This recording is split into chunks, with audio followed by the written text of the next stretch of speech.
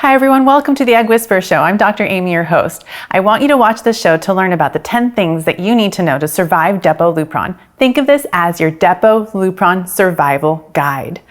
I use Depot Lupron in my practice quite a bit for patients who have implantation issues, mostly related to endometriosis. We can also use it for women who have fibroid uterus, adenomyosis as well.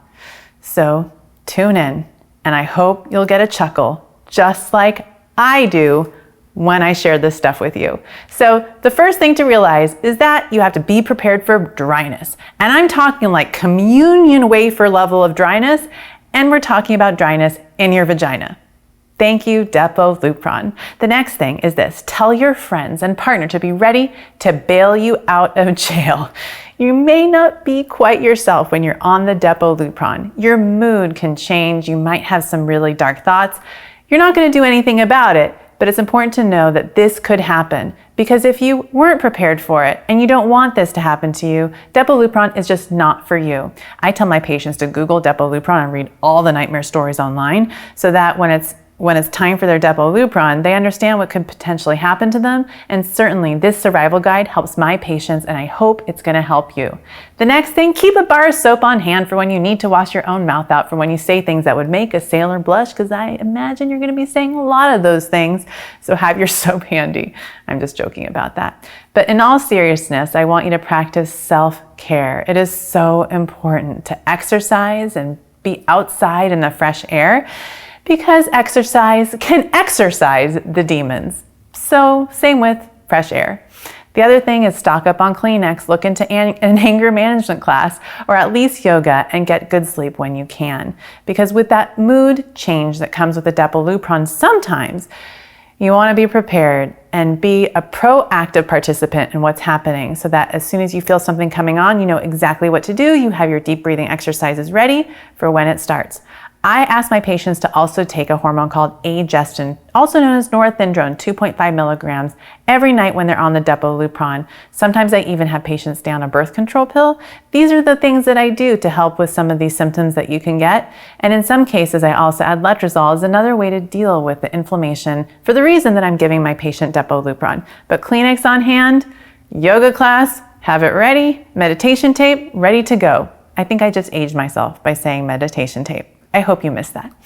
And then now, eating. Eat like an adult, not like a garbage disposal teenager.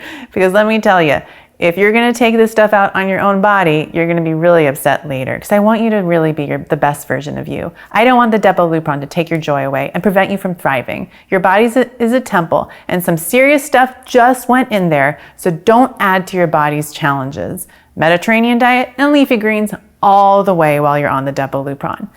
And also, surround yourself with support from friends and family. Let them know that you might be displaying some pretty extreme behaviors. They will still love you.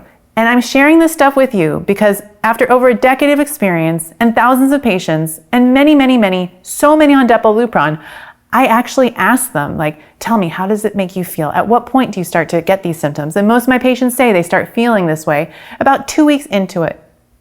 So that's why I'm hoping if you're listening or watching this right now, you're going to realize exactly what's going to happen to your body, so you know what you can do to help yourself and be more proactive. And last but not least, keep your eye on the prize. This journey has been and is a marathon and not a sprint in every sense. Take care of today, and tomorrow will take care of yourself or itself. God, I wish tomorrow could take care of yourself.